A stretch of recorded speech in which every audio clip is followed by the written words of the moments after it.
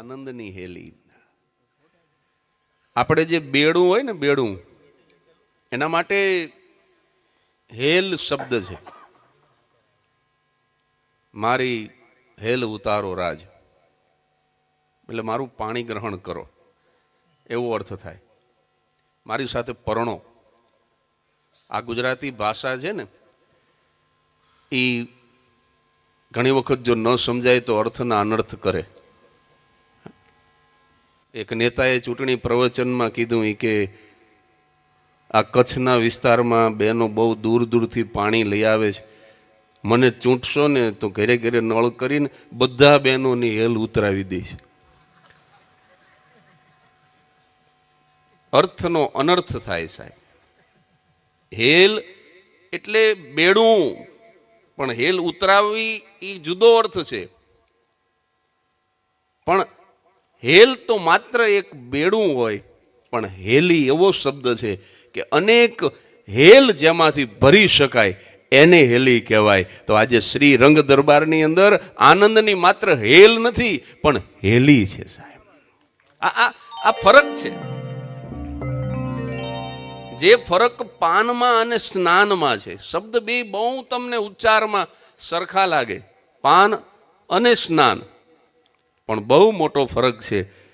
પાણી આપણી અંદર પ્રવેશ કરે, જળ આપણા શરીરમાં પ્રવેશ કરે તો એ પાન છે, પણ શરીર જ્યારે જળમાં પ્રવેશ કરે એ સ્નાન છે સાહેબ.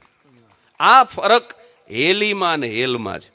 આજ હેલ નથી, આજ તો હેલી છે. અને આવી રૂડી અહીંયા બાપજીની મૂર્તિ, તમે વિચાર કરો, આપણને આમ દર્શન કરીએ ને, સામે ઊભા રહીને તો એમ થાય કે હમણાં આંખ પટપટાવશે, હમણાં કંઈક બોલશે. એવી દિવ્ય પ્રતિમા. અને જે લોકો આ રંગ પરિવારમાંથી છે એ લોકોને તો ખબર છે, અભિરંગવાળા છે એને ખબર છે, પણ કદાચ જે લોકો નથી જાણતા એના માટે હું આ વાત કરું છું કે અહીંયા જે મૂર્તિની પ્રતિષ્ઠા થઈ છે એની પાછળ બહુ રોચક એક કહાની છે, અને એ બાપજીની ઈચ્છાથી બની છે. બારડોલીના ડાયાલાલ મિસ્ત્રીને વિચાર આવ્યો, નાનકડો ભગત, પણ વિચાર આવ્યો કે બાપજીની પ્રતિમા બનાવું, કોણ હારી બનાવે? તો કે તમારે જયપુર જવું પડે. હે, રાજસ્થાન? કે હા. બારડોલીથી આ માણસ નીકળ્યો અને રાજસ્થાનના જયપુર પહોંચીને હારામાં હારો જે કારીગર હતો એને કામ હોંપ્યું કે બાપજીની એવી મૂર્તિ બનાવો કે આપણને એમ થાય કે હમણાં આપણી સાથે વાત કરશે. અને કુદરતને કરવું ને નારેશ્વરના ટ્રસ્ટીઓ, એની તો શ્રદ્ધામાં, એની આસ્થામાં શું ખામી હોય? અને એ આખો ટ્રસ્ટી ગણ એને આ જ વિચાર આવ્યો, બાપજીની સુંદર મજાની પ્રતિમાનું નિર્માણ કરીએ. અને એ આખો કાફલો શ્રદ્ધા અને ભક્તિથી પહોંચ્યો નારેશ્વરથી છેક જયપુર. અને એણે પણ સારામાં સારી અદ્ભુત પ્રતિમા શ્રદ્ધા અને ભક્તિથી બનાવવા માટે થઈ અને વિનંતી કરી, સાહેબ તમે જુઓ તો ખરા બાપજીની કેવી ઈચ્છા હશે. બે પ્રતિમા એવી બની, એક પ્રતિમાની સામે અરીસો મૂકો જેવી દેખાય એવી હુબહુ બંને પ્રતિમા તૈયાર થઈ સાહેબ. નિયમ એવો કર્યો બધાએ. પછી ખબર પડી કે અમે કીધું છે, ડાયાલાલે કીધું છે, ટ્રસ્ટીઓએ કીધું છે. પછી બધાએ ભેગા થઈ નક્કી કર્યું કે જે પ્રતિમા વહેલી તૈયાર થાય અને વહેલી જે નારેશ્વર પહોંચી જાય એ નારેશ્વરના મંદિરની અંદર પધરાવી. સાહેબ એક બાજુ આખો ટ્રસ્ટી ગણ હતો, એક બાજુ બહુ મોટો સમૂહ હતો, અને એક બાજુ બારડોલીના ડાયાલાલ મિસ્ત્રી એક જ હતા. પણ જોજો એની શ્રદ્ધા કામ કરી ગઈ. મિસ્ત્રીએ જે ઓર્ડર આપ્યો હતો એ પ્રતિમા પહેલી નારેશ્વર પહોંચી ગઈ સાહેબ.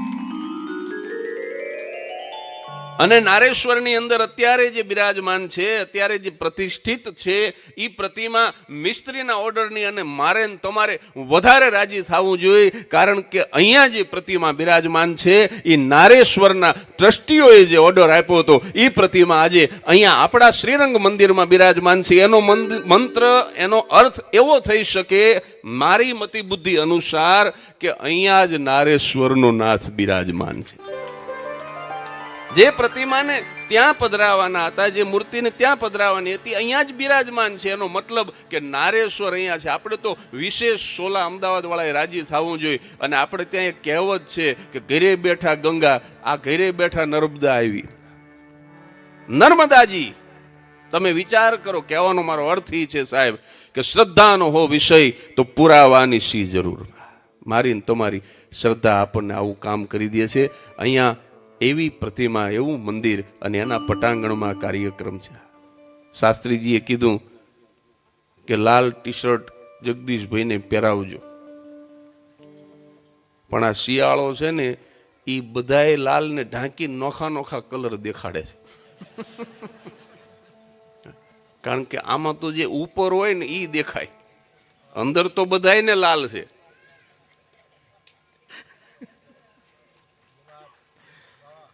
અમુક વાત ઘરે ગયા પછી સમજાય. અંદરથી તો બધાય રંગમાં રંગાયેલા છે, અવધૂતી રંગમાં. આ બેઠા બધાય રંગાયેલા છે. પણ સાહેબ આ સંસારના જુદા જુદા રંગ માથે ચડ્યા છે ને, એટલે ઓલો લાલ રંગ દેખાતો નથી. કોકને કાળો ચડ્યો છે ને, કોકને ભગવો ચડ્યો છે ને, કોકને ખાખી ચડ્યો છે ને, કોકને વળી ચામડાનો ચડ્યો છે ને, કોકને જુદી જુદી જાતના રંગ ચડ્યા છે. પણ અંદરથી બધાય લાલ રંગવાળા છે. એટલે એને આપણે વધાવી લઈ. અંદરથી રંગાયેલા છે બધાય, અને અંદરથી રંગાઈ જવું એ જગત્યનું છે. આ તાલી શું કામ ઓછી પડે છે? શિયાળામાં છે ને, બે જણાના ધંધા નબળા હાલે. એક કલાકારનો ને બીજો ખિસ્સા કાતરુંનો. કઈ રીતે? આ બે કલાકારને એટલે થોડીક ઓછી મજા આવે, કારણ કે તાલી ઓછી પડે. બધા આમ કાં તો મુઠ્ઠી વાળીને બેઠા હોય ને, કાં તો ખિસ્સામાં હાથ નાખીને બેઠા હોય. અને ખિસ્સા કાતરું એટલે ખિસ્સા કાપી ન કે, કારણ કે હાથ જ ખિસ્સામાં હોય ને.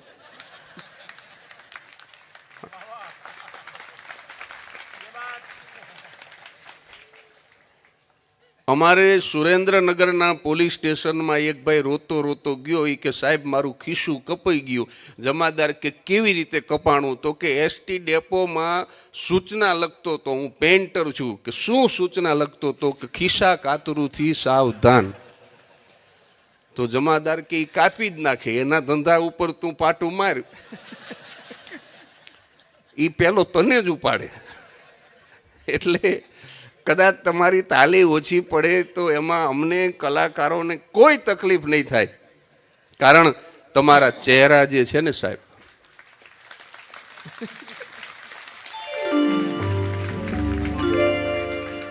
તમારા ચહેરા કહી દેશે કે તમને મોજ આવે છે.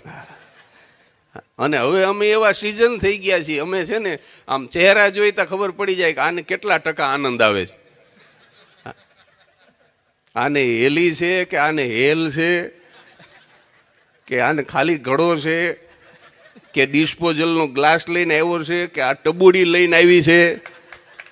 એ તમારા ચહેરા વાંચીતા ખબર પડી જાય. કારણ કે આપકે હસીન ચહેરે મેરી તસ્બીહ કે દાને हैं, मैं निगाहें फेर लेता हूँ और इबादत हो जाती हैं. मैं निगाहें फेर लेता हूँ और इबादत हो जाती हैं. આ તમે, આ તમારા હસતા ચહેરા, તમારા દાદ આપતા ચહેરા, એ મારી માળાના મણકા છો સાહેબ. તો આવું આપણને દર્શન મળ્યું છે, દર્શનનું આવું સુખ મળ્યું છે. અને દર્શન રોજ મળે, દિને દિને કાયમ મને તમને એ દર્શન થાય. એટલે દાડી દાડી અમને દર્શન દેજો, આપણે એમ કહીને.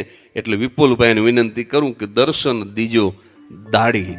ભજન રજૂ કરે વિપુલભાઈ ત્રિવેદી.